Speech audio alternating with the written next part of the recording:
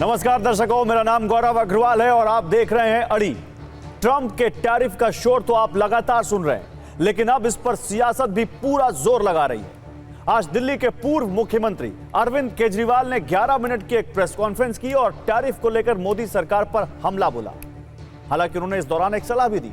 पहले आपको सलाह दिखाते हैं। केजरीवाल ने कहा कि अमेरिकी राष्ट्रपति डोनाल्ड ट्रंप कायर हैं। अमेरिकी टैरिफ के आगे भारत को दबना नहीं चाहिए। अमेरिका ने 50% टैरिफ लगाया तो भारत को जवाबी 100% टैरिफ लगाना चाहिए। लेकिन अब हमला जानिए। केजरीवाल ने मोदी सरकार को कटघरे में खड़ा करते हुए कहा कि जो देश डट कर खड़े रहे, ट्रंप उनके आगे झुक गया। लेकिन मोदी सरकार ट्रंप से डर गई और अमेरिकी कपास पर 11% आयात शुल्क हटा दिया। अमेरिकी कपास भारतीय कपास से 15 से 20 रुपए सस्ता हो गया। यह किसानों के साथ धोखा है। किसानों की पीठ में छुरा घोंपा गया है। भारत कमजोर नहीं है, अमेरिका को सख्त जवाब देना होगा। उधर समाजवादी पार्टी के मुखिया अखिलेश यादव ने कहा कि टैरिफ से यूपी की 40 इंडस्ट्रीज प्रभावित होंगी, लेकिन लगता है कि ट्रंप ने तो भाजपाइयों के मुंह पर टैरिफ लगा दिया है। कांग्रेस कह रही है कि इससे देश के 10 सेक्टर्स को 2,17,000 करोड़ रुपए का नुकसान होगा और देश में 7 लाख नौकरियां जाएंगी। मोदी की खराब विदेश नीति का खामियाजा देश भुगत रहा है, यह कांग्रेस ने कहा है। सुनिए क्या कह रहे हैं इन तमाम पार्टियों के लीडर। अमेरिका ने अगर गुंडागर्दी करके 50% टैरिफ लगाया है, हमें क्या करना चाहिए था? हमें कपास के ऊपर 11% से बढ़ा के 50% टैरिफ कर देना चाहिए था। ट्रंप एक कायर आदमी है, बुज़दिल आदमी है। ट्रंप को, जो देश ट्रंप के खिलाफ खड़ा हुआ, उस देश के सामने ट्रंप को झुकना पड़ा। मोदी जी की पता नहीं क्या मजबूरियां हैं कि मोदी जी ट्रंप के सामने भीगी बिल्ली बने हुए हैं, पूरी तरह से झुके हुए हैं। हमें बदले में जितना 50% अगर ट्रंप ने टैरिफ लगाया, हमें बदले में 100% टैरिफ लगा देना चाहिए था। अमेरिका ने अब तक जिस जिस देश के ऊपर टैरिफ लगाया, चाइना पे उसने 125% टैरिफ लगाया, चाइना ने उसके ऊपर उल्टा लगा दिया। अमेरिका ने यूरोप के कुछ देशों के ऊपर टैरिफ लगाया, यूरोप के देशों ने करारा जवाब देते हुए अमेरिका पर वापस टैरिफ लगा दिया और ट्रंप नीचे आ गए। हमारे देश में क्या हो रहा है?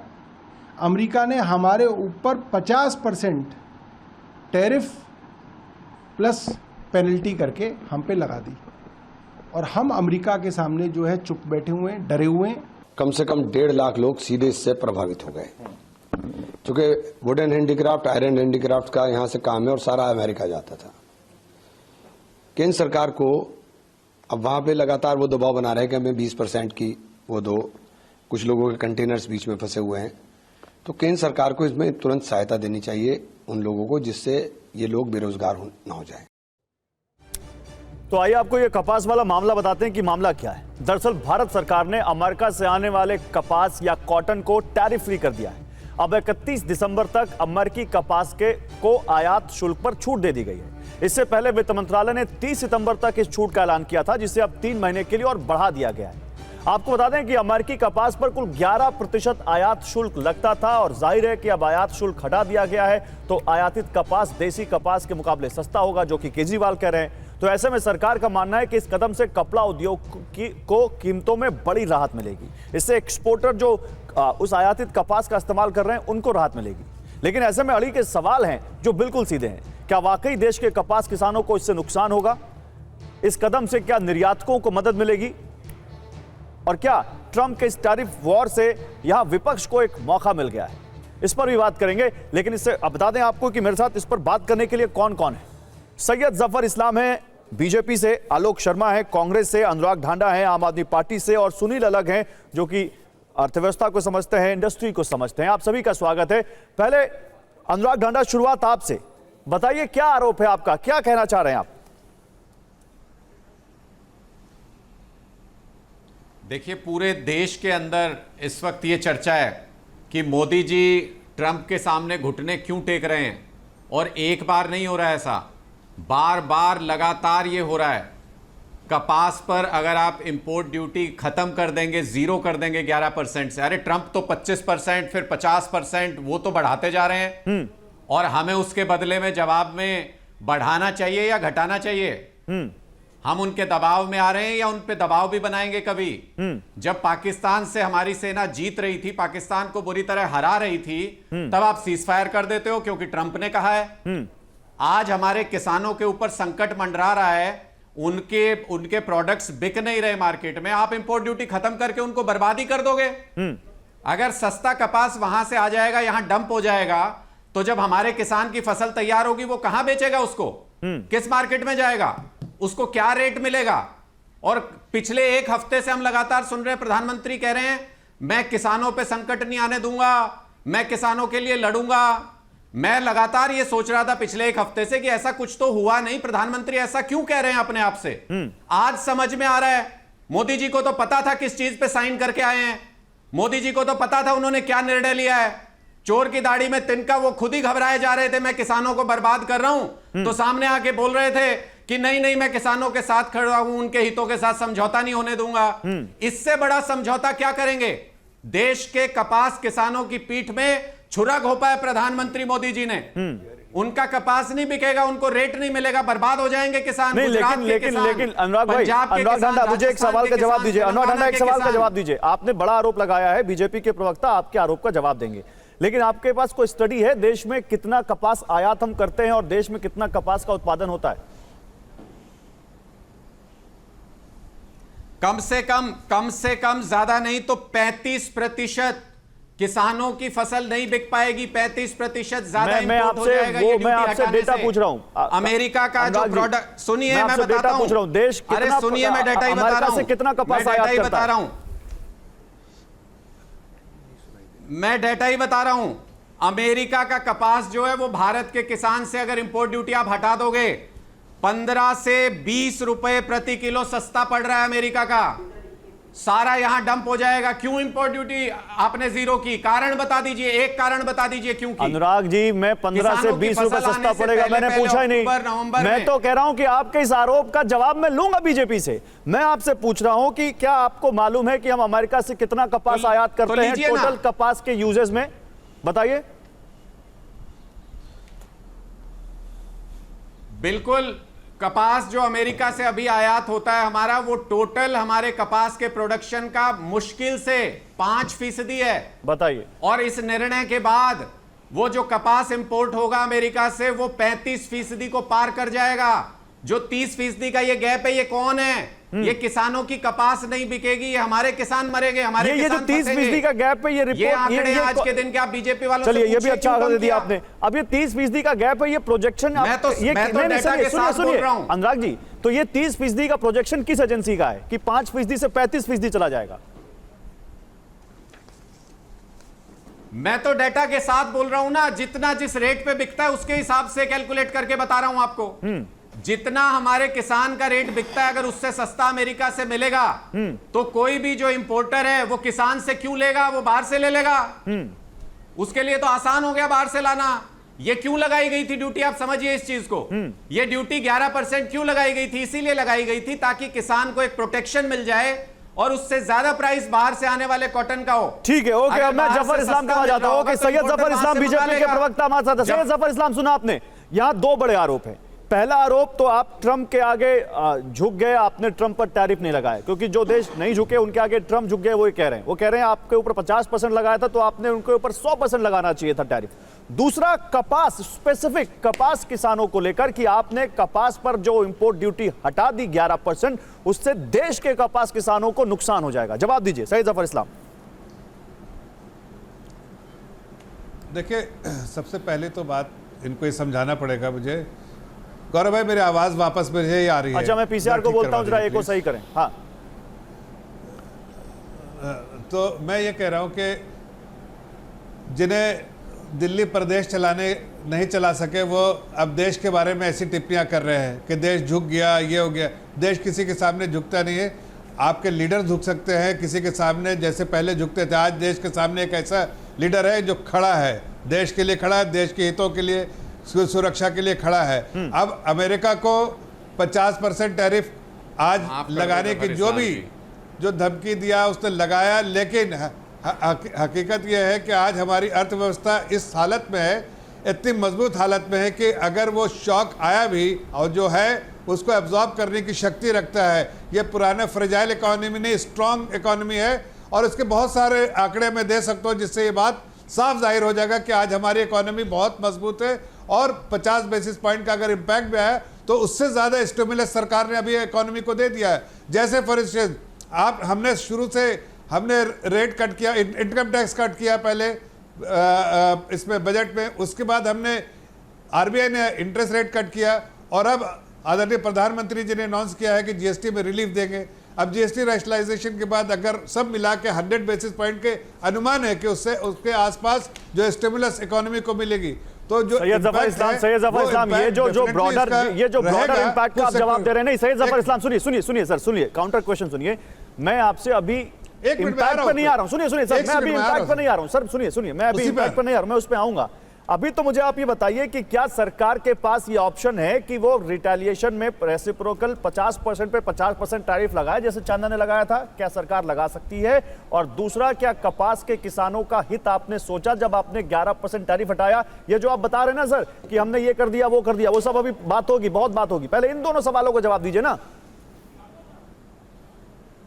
देखिए, पहली बात कि रेसिप्रोकल टैरिफ जो है लगाना है कि नहीं लगाना है, सरकार अपने नीति के हिसाब से चल रही है, स्ट्रेटेजी के हिसाब से चल रही है, और सही समय पे सही वक्त लेगा। कॉटन इंपोर्ट करने से आज जो कंपटीशन में हम दिक्कत आ रही है कि टेक्सटाइल इंडस्ट्री हमारी ठप पड़ जाएगी, 50% टैरिफ का जो इम्पैक्ट है वो कुछ सेक्टर्स में पड़ रहा है, उसमें टेक्सटाइल भी है। कुछ ना कुछ मेजर तो सरकार को लेना ही है ताकि उस इंडस्ट्री को प्रोटेक्शन मिल सके। आपने टैरिफ हटाया यूएस से आने वाले कॉटन से, उससे फायदा क्या होगा? हमारे किसानों को होगा, हमारे एक्सपोर्टर्स को होगा, टेक्सटाइल इंडस्ट्री को होगा, क्या फायदा होगा ये बताइए ना, जो कि वो आरोप लगा रहे हैं। एक्सपोर्टर्स को देखिए, उस नहीं, मैं कह तो रहा हूं कि एक्सपोर्टर्स कॉम्पिटिटिव होंगे, एक्सपोर्टर्स जो है हमारे जो है एक्सपोर्ट कर पाएंगे। अभी क्या हो रहा है कि अगर इसी किसान सर जो कह रहे हैं, किसान जो कपास के किसान है उनको नुकसान होगा, वो जिस तो टेक्सटाइल इंडस्ट्री को इससे फायदा होगा। अनुराग जी आपका टर्न है, हाँ बोलिए जफर इस्लाम जी बोलिए। तो भाई अदरब, तो मैं कह रहा हूं कि देखिए, इसमें लोगों का जो कंसर्न है कि फार्मर्स को नुकसान होगा। फार्मर्स ठीक है, फार्मर्स को थोड़ा हो सकता है कि उसके प्राइसेस, उसका भी भारत सरकार सब चीज़ का ध्यान रखती है, इसलिए उसका भी ध्यान रखेगी, लेकिन एमएसपी पे ध्यान रखेगी। लेकिन जो इंपोर्ट ड्यूटी से हमें एडवांटेज यही है कि जो हमारे एक्सपोर्टर्स को फायदा होगा। एक्सपोर्टर्स इस वक्त जो है, ठीक है, ओके, तो आप मान रहे हैं कि हो सकता है कि फार्मर्स पर कुछ असर पड़े, लेकिन भारत सरकार उसका ख्याल रखेगी। अब आलोक शर्मा, सरकार क्या करे? एक्सपोर्टर्स को बचाए तो किसान दिक्कत में, किसान को बचाए तो एक्सपोर्टर दिक्कत में, क्या करे सरकार? देखिए, किसान ने और एक्सपोर्टर दोनों ही सरकार ने मार दिए। सबसे पहले तो सरकार को मानना चाहिए कि हमसे बहुत बड़ी चूक हुई है, और उसके बाद फिर माफ़ी मांगनी चाहिए, और फिर करेक्टिव मेजर्स की तरफ बढ़ना चाहिए। लेकिन दुर्भाग्य ये तो करेक्टिव मेजर्स लेने की बजाय और उल्टा काम करते हुए चले जा रहे हैं। दुर्भाग्य यह है कि जब एंटायर पॉलिटिकल साइंस के देश के प्रधानमंत्री होंगे और सुपरफिशियल फॉरेन पॉलिसी होगी, ज़बरदस्ती गले पड़ने से और मैगा मीगा मागा करने से फॉरेन पॉलिसी चलती होगी, तो स्वाभाविक है कि हम इसी तरह से भंवर में फंस जाएंगे। आज लगभग एक्सपोर्ट का 66% हिस्सा ऐसा है अमेरिका से जिस पर सीधा प्रभाव पड़ेगा। 1 करोड़ रोजगार डायरेक्टली जाएंगे, मैं डायरेक्टली वर्ड यूज कर रहा हूं। और बार बार आप पूछ रहे थे भाई किसने स्टडी किया। अब ये काम विपक्ष को करना पड़ेगा, अनुराग ढांडा और आलोक शर्मा को करना पड़ेगा। वैसे ग्लोबल ट्रेड रिसर्च इंस्टीट्यूट जो है उसने तमाम आंकड़े अपनी तरफ से दिए हैं। सरकार तो निकम्मी है, सरकार के पास तो कुछ है नहीं। सरकार ने तो ना टैरिफ लगने से पहले कोई रिसर्च किया ना बाद में करेंगे। रिसर्च से कोई मतलब नहीं है, ये तो गोबर वोबर से काम चला लेंगे अपना। खैर, वापस आते हैं। अभी इन्होंने कहा बहुत स्ट्रांग और रिबस्ट इकोनॉमी। अरे भाई, 54 रुपए का डॉलर से 88 पे पहुंचा दिया, 5 गुना देश के ऊपर कर्जा चढ़ा दिया। अब कह रहे हैं साहब जीएसटी से सब कुछ हो जाएगा, तो पहले कर लेते भाई। किसी ने, नवाज शरीफ ने रोका था आप लोगों को। दुर्भाग्य यह है कि कपड़े के उद्योग आपके जो पीछे नोएडा की फैक्ट्रियां हैं वो बंद हो शुरू हो गई हैं। दोगले प्रधानमंत्री हैं, बड़े गजब दोगले प्रधानमंत्री हैं भाई। एक तरफ कहते हैं मेक इन इंडिया, चश्मा, घड़ी और मशरूम भी विदेशी खाते हैं। टेलीप्रॉम्प्टर जिसे रोज पढ़ के भाषण देते हैं वो भी विदेशी, लेकिन मेक इन इंडिया की बात वो जरूर भाषणों में करेंगे। अरे भाई, आपको अगर किसानों के हित रखने थे, 11% अगर आपने इंपोर्ट ड्यूटी घटा दी तो उससे क्या होगा? गुजरात, महाराष्ट्र, कर्नाटक, पंजाब, हरियाणा, वहां का तो राहुल गांधी इस्लाम आ रहा हूं, आप बोलिएगा। अब मीडिया के साथ ही ढूंढ रहे हैं अब यही तो प्रॉब्लम है ना यार इनका। 1 लाख से ज्यादा तो स्किल्ड केवल डायमंड कटर बेरोजगार हो जाएगा। अमेरिका तमाम अपने उद्योगों को भी शिफ्ट कर रहा है, हमारे उद्योगों को विदेशों में शिफ्ट करने के लिए हमें मजबूर कर रहा है, और मोदी जी सरेंडर करके बैठे हैं। माल जो है वो बंदरगाह पे पड़ा है, पर यहां स्टूडियो में चिल्लाना जरूर है। अरे माल जो बंदरगाह पे एक्सपोर्टर्स का पड़ा है भाई, उसको कैसे उसको बचाया जाए, कैसे उसको वापस लाना है, वहीं पर पहुंचाना है। क्या सरकार की कोई सहायता रहेगी, नहीं रहेगी? वो फॉरेन मिनिस्टर साहब कहां गायब हैं? कॉमर्स मिनिस्टर की कोई स्टेटमेंट नहीं आती है। इस पर ध्यान दीजिए ना भाई। जवाब लेते सारी सरकार आप स्टूडियो से मत चलाइए। जवाब दीजिए। आप केवल ये बताइए, नहीं आप केवल ये बताइए हमें कि भाई कौन सी मजबूरी थी कि जो 11% आपने कॉटन के ऊपर से टैक्स हटा दिया? क्या ये अमेरिका के सामने पूरी तरह से सरेंडर करना नहीं है? पूरी तरह से सरेंडर कर दिया मोदी जी ने। क्या मजबूरी है भाई? बताइए। कौन सी नस मोदी जी के हाथ की दबी हुई है ट्रंप के हाथ में कि मोदी जी ची नहीं कर पाते? मैं जरा जवाब देता हूं। देखिए, जिन लोगों को 2013 की इकोनॉमी अच्छी लगती थी, उनको आज की इकोनॉमी अच्छी नहीं लगेगी, इसलिए कि दुनिया देख रही है कि उस वक्त इकोनॉमी अच्छी थी कि आज इकोनॉमी अच्छी है। किस मापदंड में देखते हैं इकोनॉमी को, मापते हैं, ये मुझे मालूम नहीं। उस वक्त पूरा भट्टा बैठा हुआ था, दुनिया देख रही थी, भट्टा बैठा हुआ था, तो इनको अच्छा लगता था। बैंकों का आज का कंपैरिजन का टॉपिक नहीं है। 11% पे आओ यार, पॉलिसी पर। अरे अमेरिका के सामने सरेंडर करके बैठे हैं, यहाँ भी कांग्रेस को कोसने पे लगे हुए भाई। जो अभी नवाज शरीफ की बात कर रहे थे ना, इसलिए तुमको जवाब दे रहे हैं। लोगों के रोजगार जा रहे हैं, ये कांग्रेस। अरे मुद्दे पे बात कर रहे हैं, मुद्दे से भटक के बात कर रहे हैं। अभी बीच में बोलने में तकलीफ नहीं हो रही है? अभी तकलीफ हो रही है बीच में बोलने में? दूसरा बोलता है तो बहुत दर्द होता है। कोई किसी के ना बोले, कोई किसी के ना बोले। अरे शर्म आना चाहिए तुमको, जैसा बात करते रहते हो। पर्सनल सर, हम पर्सनल होके क्या कर लेंगे? हमें देश के लिए बात करनी है ना, हम पर्सनल बात क्यों कर रहे हैं? हम आप बोलिए। सैयद जफर इस्लाम आपका टर्न है, आप बोलिए। सैयद जफर इस्लाम आपका टर्न है, आप बोलिए।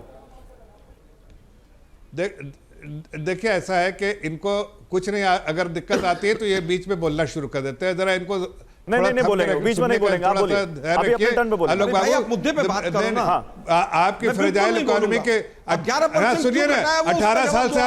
अरे मुद्दे पे बोल रहे, अरे जवाब देंगे। पहले तुम्हारे जो नवाज शरीफ के जो अपने चाचा के बारे में बोल रहे थे, उसका जवाब देना जरूरी है मुझे, जिसके वजह से तुम लोग बार बार उनका नाम लेते हो ना, इसलिए जवाब देना जरूरी है। हर डिबेट में आपको उनका नाम लेना जरूरी है, तो इसलिए जवाब दे रहे हैं चाचा के बारे में आपके। सुन लीजिए, मैं ये कह रहा हूं कि आप उस वक्त आपको अपने आंकड़े सब देख लीजिए और फिर कंपेयर किया। 18 साल बाद रेटिंग अपग्रेड क्यों हुआ है? क्या राहुल गांधी के कहने से हुआ है, या इटालियन प्राइम मिनिस्टर के कहने से हुआ आपको, या इटालियन खानदान का कहने से हुआ है? बताइए। गौरव जी के पास देश की अरे रेटिंग अपग्रेड हुआ इसलिए नहीं, रेटिंग अपग्रेड हुई है, रेटिंग अपग्रेड हुई है। सैयद जफर इस्लाम रेटिंग अपग्रेड हुई है, पार्टी का रेटिंग अपग्रेड हुई है। लेकिन अगर रेटिंग अपग्रेड हुआ है तो उसके मतलब इसकी अर्थव्यवस्था में मजबूती आई है। किस बेसिस पे आप कह रहे हैं अर्थव्यवस्था खराब है? सिर्फ इसलिए कि आपको मोदी जी से नफरत है तो आपको बोलना है कुछ ना कुछ नेगेटिव बोलो। फ्री ट्रेड चाहिए यूके से इनका। और आपके राहुल गांधी 3 लाख का जूता, फॉरेन का जूता पहन के घूम रहे हैं। 3 लाख का फॉरेन का जूता, टी शर्ट फॉरेन का घूम रहे, पैंट फॉरेन के पहन के। नहीं, इम्पोर्टेड पैंट, इम्पोर्टेड सारी चीज फॉरेन का लेके घूम रहे हैं। बढ़ावा देना है, जूता पहन के घूम रहे हैं। बताइए 3 लाख का जूता आपको आप क्यों दर्द हो रहा है जब 3 लाख का जूता के बारे में बता रहे हैं? पूरी दुनिया का मालूम 3 लाख का जूता कितने लोग गांव के गरीब की बात करते हैं, 3 लाख का जूता पहनते हैं। अंग्रेजी शराब चाहिए। अरे कहां आप लोग जा रहे? रुकिए, मैं सुनील लाला खुलाता हूं। रुकिए, हो गया सर। सुनील लाला खुलाई स्क्रीन पे। सुनील लाला सर, ये 11% कपास हटा के क्या फायदा हो जाएगा, ये बता दीजिए जरा हमारे लोगों को। लोग पूछ रहे हैं। अब देखिए, जो मोदी जी ने किया है वो सोच रहे हैं कि देश पहला आएगा, तो इंडस्ट्री 3-4 महीने के लिए ट्रंप इस तरह का आदमी है कि भाई ऊपर नीचे करता रहता है, हर 2 महीने में चेंज कर रहा है। अगर चाइना के जियोपॉलिटिक्स अगर आए, रशिया तो हमारा दोस्त रहा है, अमेरिका हमारा दोस्त कभी भी रहा नहीं है, कभी अच्छा बना है, कभी खराब बना है।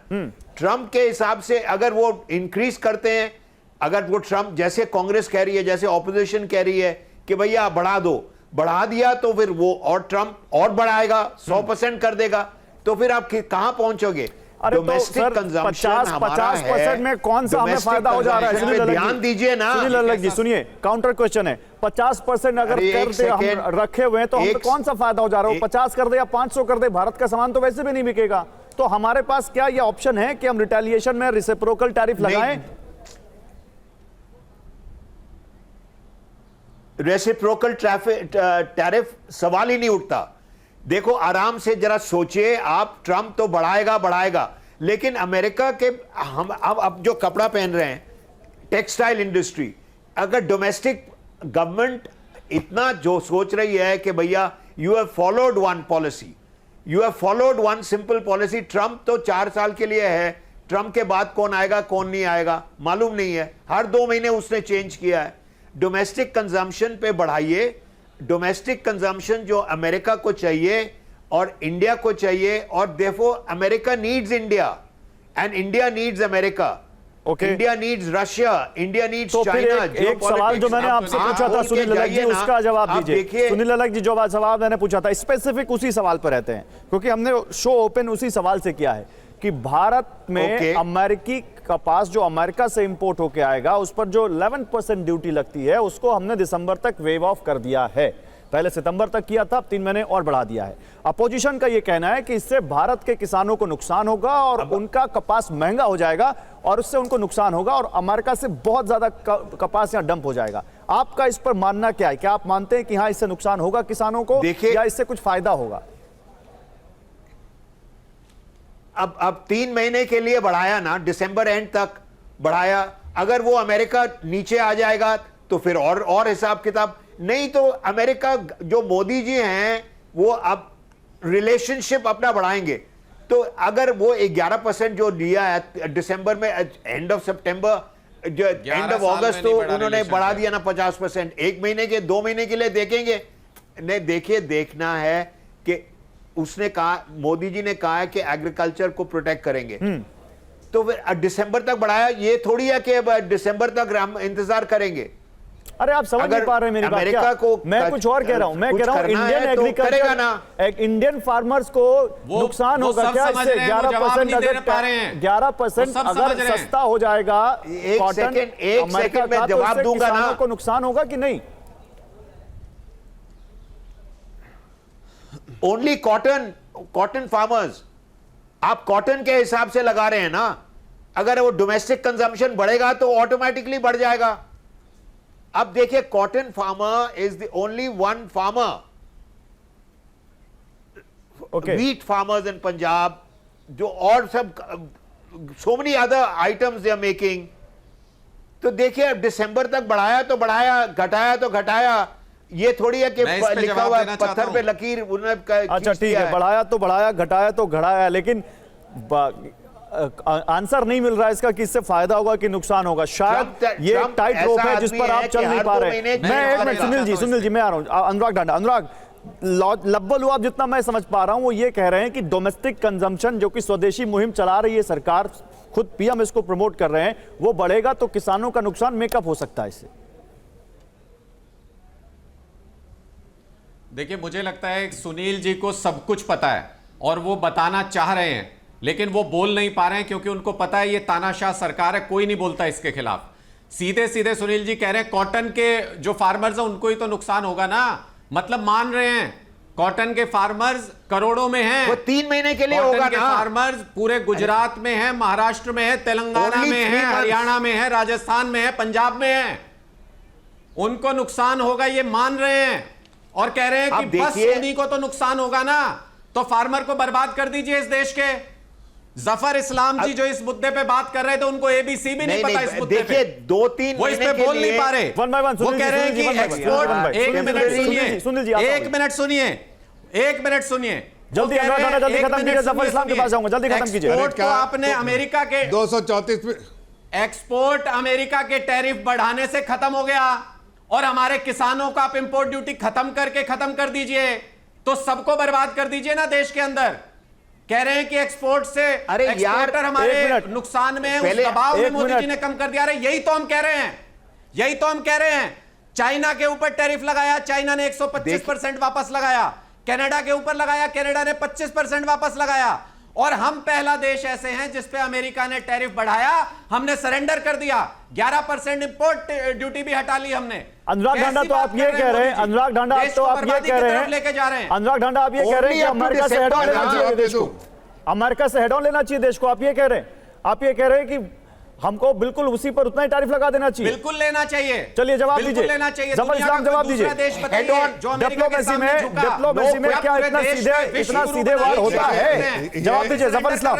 ओके रुकिए, जफर इस्लाम जवाब दीजिए। सेकंड सुन लीजिए मेरी बात। अच्छा एक मिनट जफर जी, एक बार सुनील जी बोल रहे हैं, वो कुछ शायद उनके मन में कसक रह गई, बोल लेने दीजिए, जल्दी बात खत्म कीजिए सुनील जी, फिर जफर इस्लाम बोलेंगे। जल्दी सुनील जी जल्दी बोलिए।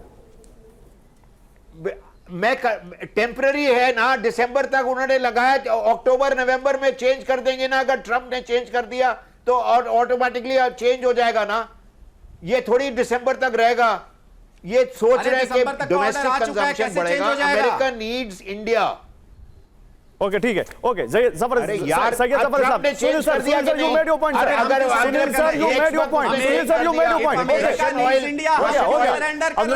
अनुराग रुकिए, सुनील जी रुकिए, सैयद जफर इस्लाम। देखिए ये ऐसे मुद्दे हैं जिसपे कोई स्वीपिंग स्टेटमेंट जब कोई करता है तो उसको समझ में आता है कि उसको कुछ जानकारी नहीं, देश के बारे में कुछ जानकारी है। जो दिल्ली नहीं चला पाए देश की बात कर रहे हैं। अभी हाथ में बहुत सारे इश्यूज है, भारत को रेसिप्रोकल टैरिफ करना चाहिए कि नहीं चाहिए, हर के प्रोज एंड कॉन्स है।